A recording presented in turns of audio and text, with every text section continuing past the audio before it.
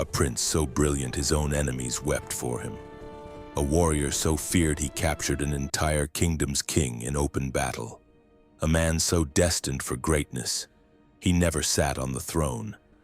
That man lived in 14th century England.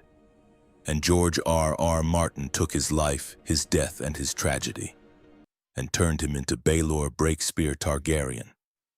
This is the story history forgot, and Martin didn't. Part 1. The Perfect Prince of Westeros. In a night of the Seven Kingdoms, Prince Baelor Targaryen arrives like a cold glass of water in a desert. In a world full of scheming lords and cowardly kings, he is something rare, a man who is simply good. Son of King Daeron II, first in the line of succession. His nickname, Breakspear, wasn't assigned by a herald.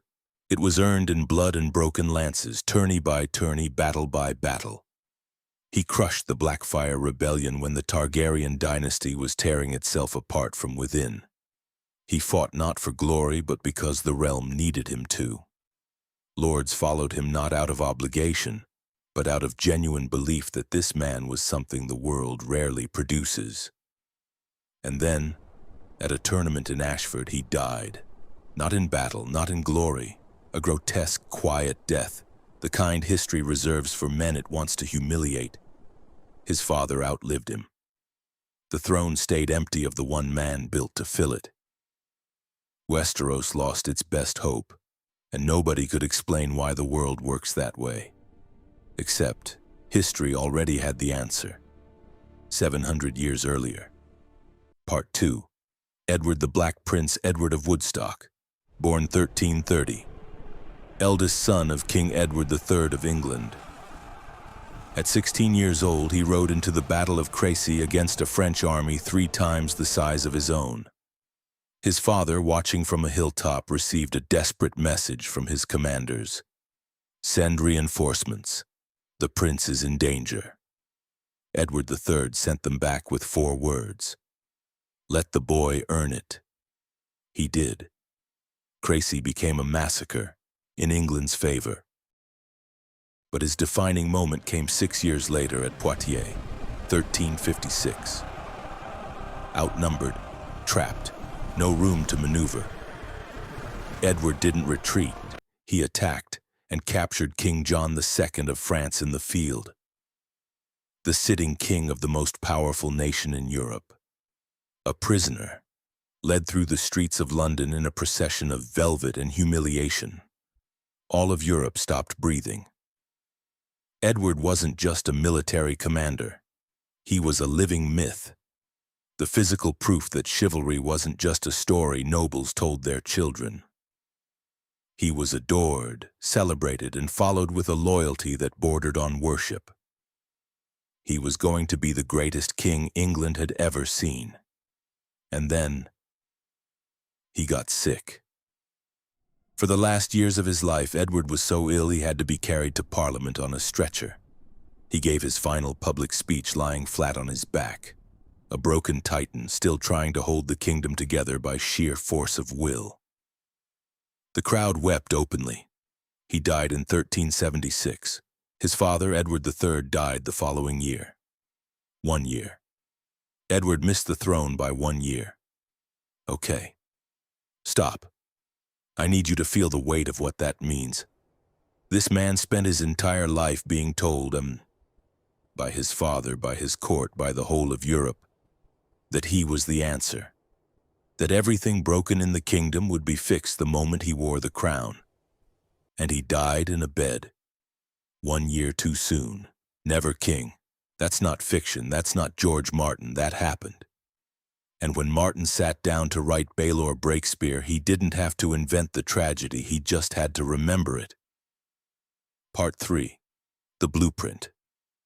The parallels aren't subtle, they're structural. Both were beloved heirs who died before their fathers, robbing their kingdoms of the one transition that could have brought stability. Both earned legendary nicknames through combat that felt almost supernatural. Both were seen as the solution to a dynasty in crisis, one facing the Blackfyre Rebellion, one facing the slow collapse of Plantagenet power. Both carried complex foreign identities that made their legitimacy quietly controversial. Baelor through his Dornish mother, Edward through his rule of Aquitaine and Gascony. And critically, both left behind sons who inherited kingdoms already cracking at the foundation. Edward's son became Richard II, one of England's most catastrophic kings, deposed and likely murdered. Baelor's son Valar inherited a throne already wobbling toward chaos. Martin didn't borrow a detail. He borrowed an entire architecture of tragedy. Part 4. Why history does this. Martin has said it in interviews, in forewords, in essays. He believes real history is more brutal, more strange, and more heartbreaking than anything fantasy can manufacture. Baelor Breakspear is his proof, because the most terrifying thing about Edward the Black Prince isn't how he died. It's what came after he died.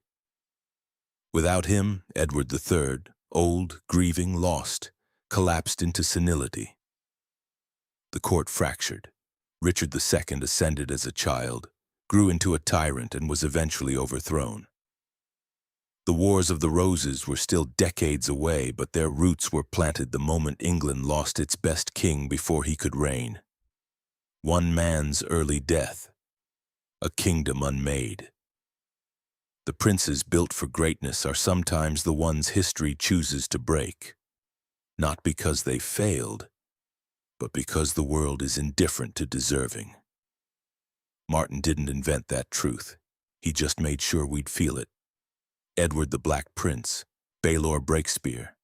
Same man, 7 centuries apart.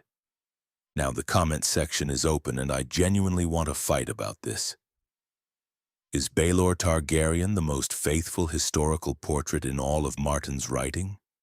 Or does another character match a real medieval figure even more precisely? Make your case.